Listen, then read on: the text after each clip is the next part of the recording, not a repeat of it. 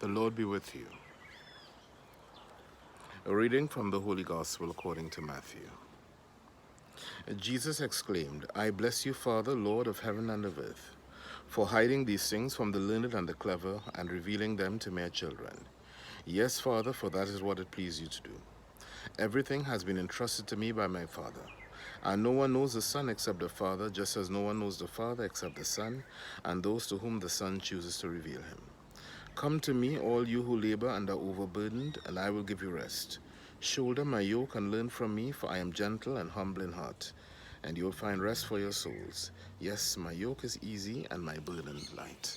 Gospel of the Lord. My dear friends, earlier this week, 3 young men in the community of Morvan, a suburb of our capital city, Port-au-Spain, were stopped by the police. Residents claim that these young men were then summarily executed after having given themselves up, and that their claim is in fact supported by footage from a neighbor's security camera.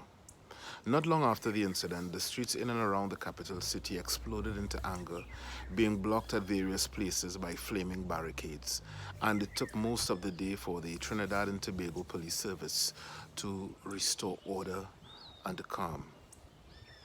Thus it was I found myself last week trying to figure out and decipher the events that had taken place. And I replayed again over and over in my mind images that I had seen posted on social media. A particular image stuck in my mind. It was that of a particular section of the crowd of protesters. These were in the main very persons, very dark-skinned complexion of African descent. And planted in the middle of these protesters was what looked like a white man barebacked holding an umbrella. Commentators on social media claimed that this young man, this white man, was in fact a Venezuelan migrant. It was all so bizarre, and I felt that I did not, in fact, know my country at all. As I replayed the events of last week, my mind ran to the words of Jesus in this weekend's gospel.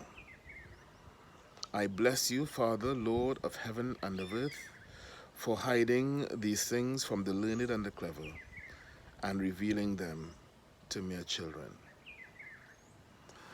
The masses of the urban poor who took to the streets last week are by no means saints or angels. And yet, these mere children illustrated in a way that the learned and the clever, the expert criminologists and social scientists could not. The kind of place that Trinidad is. And they did so by rudely plastering on the city streets the unvarnished truth about the rugged kind of existence that they lived. From them, I learned that as a society, we have yet to develop a general respect for human life, given the fact that persons are so easily snuffed out, whether at the hands of heavily armed criminal gangs or at the hands of heavily armed agents of the state, the police. Studying them, I learned that our society is in need of a professional kind of policing that goes far, far beyond handcuffing people, roughing up citizens, and shooting bandits. A different kind of police where they see themselves as agents making critical interventions on behalf of troubled communities, persons trained to interact with the poor, with those in crisis. As I reflected on these incidents with my own friends, I thought about issues such as illiteracy, early pregnancy, and petty criminality, all of which conspire to increase the immiseration of these citizens. I reflected on the fact that the words of our anthem here every creed and race find an equal place, are not true for some sections of our national community, and indeed have never been true for them. Going back to the gospel, Jesus invites his listeners to pursue the path of true wisdom and knowledge, a path that passes through him. And in so doing, Jesus echoes personified wisdom in the book of Sirach, chapter 53, verses 23 to 27. And Jesus says to his listeners, "Come to me, all you who labor and are overburdened, and I will give you rest. Shoulder my yoke and learn from me, for I am gentle and humble in heart, and you will find rest for your souls. Yes, my yoke is easy and my burden is light." One of the major problems of the society of Jesus' time was that its major institution, the community of faith, had entered a moment of crisis. And it was felt that Jewish religion saddled many people with observances that most of them found unsustainable.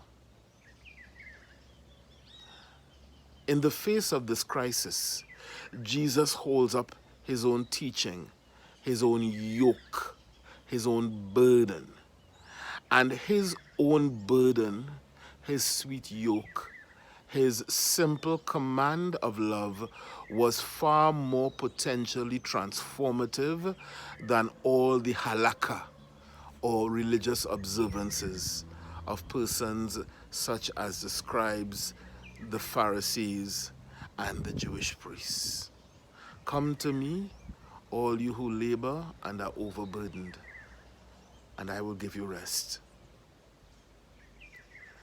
We here in our own time have come to a similar moment of crisis.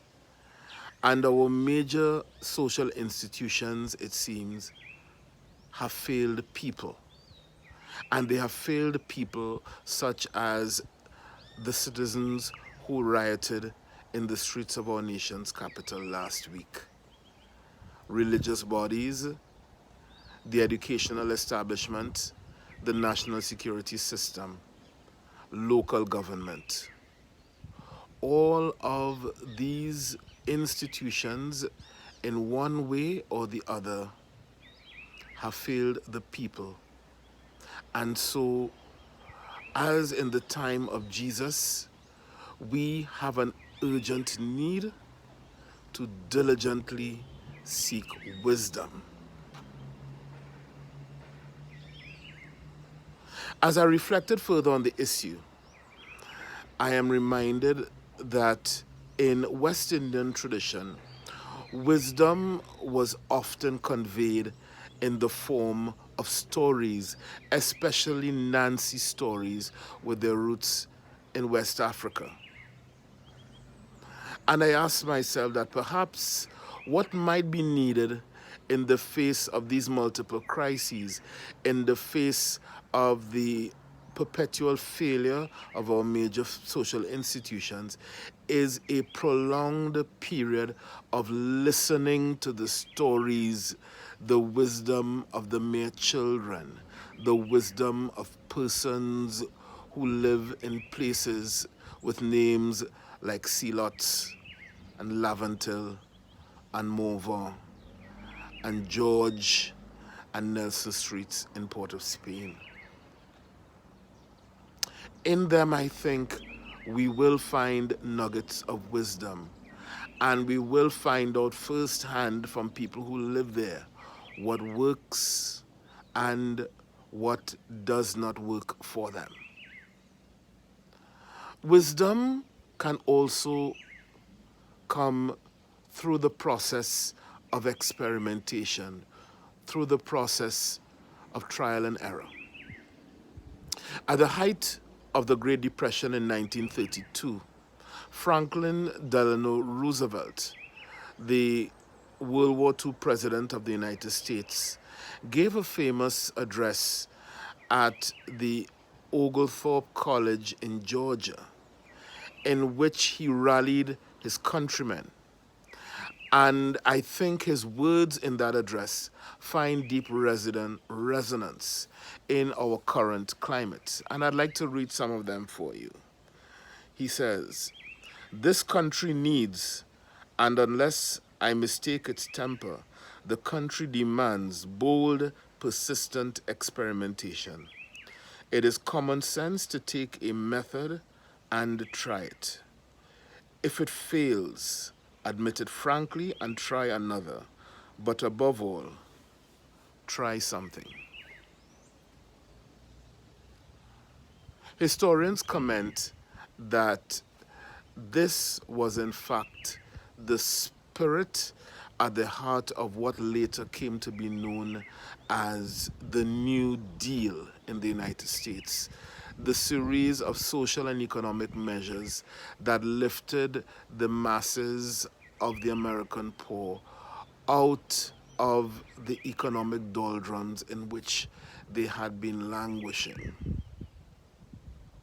Wisdom, my dear friends, comes to those who diligently search for her. She comes to those willing to listen to others. And she comes to those who search for her by the arduous process of trial and error. I pray for all of us that we may have the courage to listen. God bless.